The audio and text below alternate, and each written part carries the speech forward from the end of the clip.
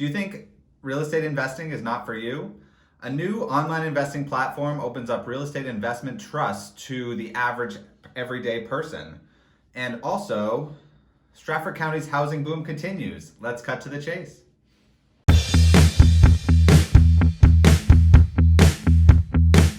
Welcome to Cut to the Chase with Jen and Dan. My name is Dan Ferullo, and my co-host here with me is Jennifer Freed. As always, I can't talk today. I cannot talk today. Okay, brief coffee break. I gave him my Mr. Wonderful mug. Thank you, Claude, for letting him share.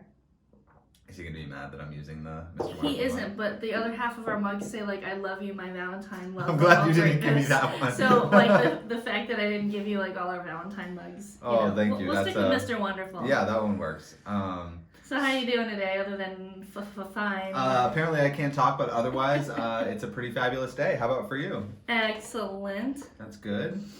How's business going for you? It's been busy. There's a lot happening right now. I know Yeah. we're going to get to what's happening in Strafford County, but people are shopping. People are listing earlier than ever. So it's been a lot of fun. Yeah, and it felt like spring yesterday. Yeah, so I could taste listing it. earlier than ever, and the buyers are out like crazy. I had an open house on Saturday and sold the listing like 10 minutes after the open house ended, like crazy. Whoop, whoop. Fantastic. Yeah. So we've got the investing side we're starting with today. I love it. Yeah, so this is an Apple News article, which we will, of course, share in the show notes for you. But there's a new type of real estate investing in the past. So this article is called When It Comes to Investing in Real Estate, It's Time to Stop Living in the Past. And I guess what they're talking about there is that originally, or before, real estate investing for most people was limited to buying and selling multifamily properties or buying and selling properties or flipping or renting out properties and being a landlord yourself or having somebody, and also the idea that it isn't or wasn't diversified. So one property, instead of you couldn't really buy, like, could I please have like 2/10 of a house in Phoenix and then 2/10 of a condo in Boston to invest that way. There wasn't a way to do that. Well, no, there was if you were just really rich. But 2/10 of a condo? Well, you wouldn't want 2/10 of a condo. You just buy both. But I'm just saying. Well, so there's a new real estate online investing platform called Fundrise, and they're saying it could be the future of real estate investing because it opens up what are called real estate investment trusts, and they're similar to hedge funds in the fact that they buy up multiple. They gather a lot of money and then buy up a lot of different properties and invest them professionally so that you have a strong return. Yeah, probably a good time to point out that we are real estate agents and we are not financial advisors. So while we do find this a really awesome and interesting idea, like, we're totally not advocating for any of our wonderful listeners out there to go dive right in and go buy some of this stuff. You should vet it and find out for yourself if it's a good match. Even though it's going to sound like we're really excited because it sounds so cool. This is not what we do for a living. So yes, thank you for the talk disclaimer. to your financial advisor Jennifer. on this. Well, I love our people. We certainly don't want them to get into any trouble. So this platform sounds like it's a really cool thing that you can get into this with as little as $500. So most of the time, when have you ever been able to buy real estate for $500? Never. Yeah, probably you need $1,000 $1,000 since minimum they for an opened escrow up the deposit. Wild West and you drove your wagon out there. Yeah, maybe that long ago.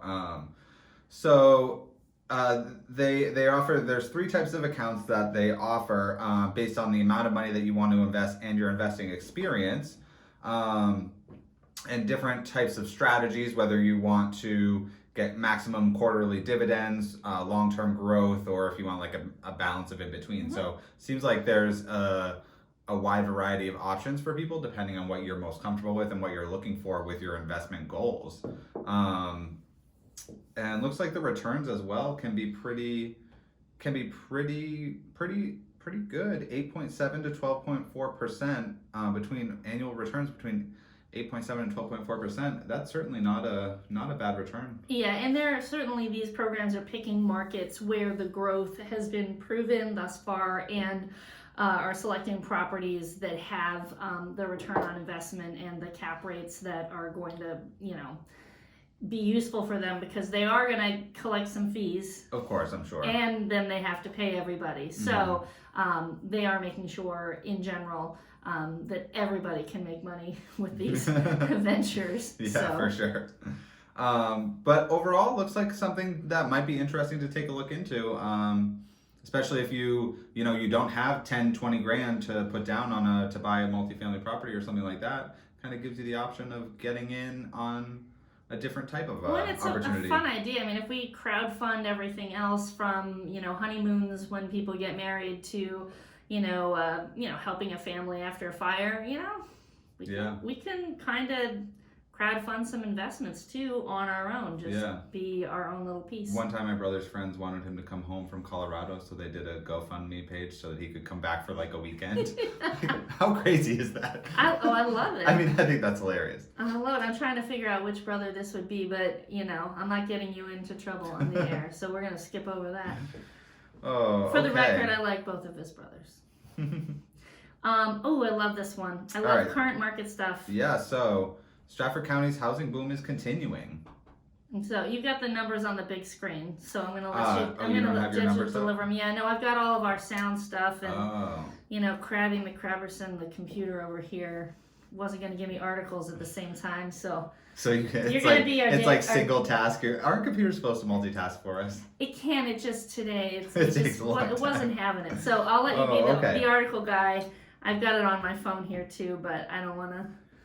All right, so Strafford County, we talked a little bit about at the beginning in January I don't know when it was that I think it was right at the beginning of the year. They were talking about January being the best January that we've seen in a really long time. So single family home sales volume was up 43.5% in January, and condominium sales volume was up 76.2% over the year before. So sales volume is like dollars sold, not necessarily like the amount of houses that were sold, but that also probably goes to speaks to as well how the median cost of a home is going up as well. So that was up 11.5% to $277,000. So median means the middle.